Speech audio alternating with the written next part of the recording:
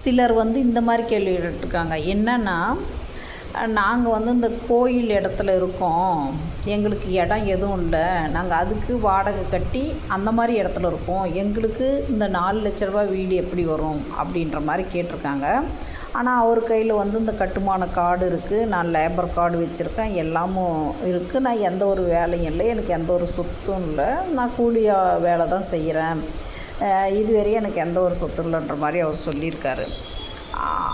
அவர் என்ன பண்ணணுன்னா, அவருக்கு எந்த ஒரு சொத்து இல்லைன்றது உண்மைன்னா, அவருடைய பேர்லையோ இல்லை அவங்க ஃபேமிலி மெம்பர், அவங்க ஒய்ஃபு, குழந்தைங்க யார் பேர்லேயுமே எந்த சொத்தும் இல்லாமல் அவர் இருக்கிறாரு, அது ரியலாகவே உண்மைன்னா, அவர் வருமான சான்று, அவருடைய இருப்பிடச் சான்று இதெல்லாம் வாங்கி இந்த லேபர் கார்டெல்லாம் வச்சு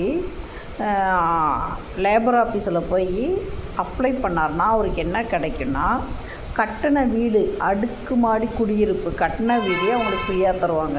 அவருக்கு எந்த சொத்தும் இருக்கக்கூடாது அவர் பேரில் வேறு எந்த சொத்தும் இல்லாத இருந்தால் இதெல்லாம் கிடைக்கும். 2வது இதில் என்னென்னா, எல்லாருமே என்ன புரிதல் எல்லாருக்கும் இருக்குதுன்னா, எல்லாம் என்ன நினச்சிருக்காங்கன்னா, இந்த 4 லட்சன்றது கடனாக கொடுக்குறாங்க கவர்மெண்ட்டு, அதை வாங்கி நம்ம ரீபேமெண்ட் பண்ணணும், ரிட்டன் கட்டணும் அப்படின்ற மாதிரி எல்லாம் சொல்லியிருக்காங்க. அவரே கூட கேட்டிருக்காரு. என்னன்னா, நீங்கள் இந்த 4 லட்சன்றது கடன் கிடையாது, இதை நீங்கள் ரிட்டன் கட்டுறதும் கிடையாது, இது உங்களுக்கு முழுக்க ஃப்ரீ, இலவசமாக தர்ற பணம், லேபருக்கு கூலி தொழிலாளியான உங்களுக்கு கவர்மெண்ட்டு இந்த 4 லட்சத்தை ஃப்ரீயாக கொடுக்குது, நீங்கள் வீடு கட்டிக்கோங்கன்னு. இது எப்படி தருவாங்கன்னா, 4 டிவாக தருவாங்க. 1 அந்த பேஸ் மட்டம் போட, 2 நீங்கள் அந்த செவுறு கட்டுறதுக்கு, 3 மோல்டு போடுறதுக்கு, 4 பூசு வேலை பண்ண அந்த ஃபினிஷிங்க்கு. இது மாதிரி 4 டிவாக தராங்க கவர்மெண்ட்டில்.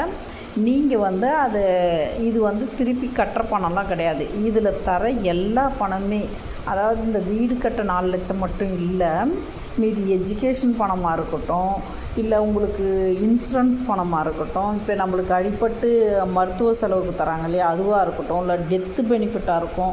இப்போ 8 லட்சம் வரையும் டெத்து பெனிஃபிட் தராங்க இல்லைங்களா.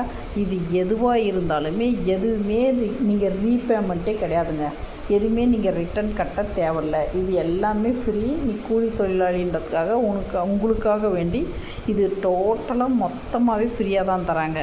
நீங்கள் அதுக்கு எலிஜிபிளாக இருந்தீங்கன்னா, சப்போஸ் இதெல்லாமே எனக்கு தெரியாததுனால நான் இதுவரைக்கும் கார்டு போடலை அப்படின்றவங்க கார்டு போட்டுக்காங்க.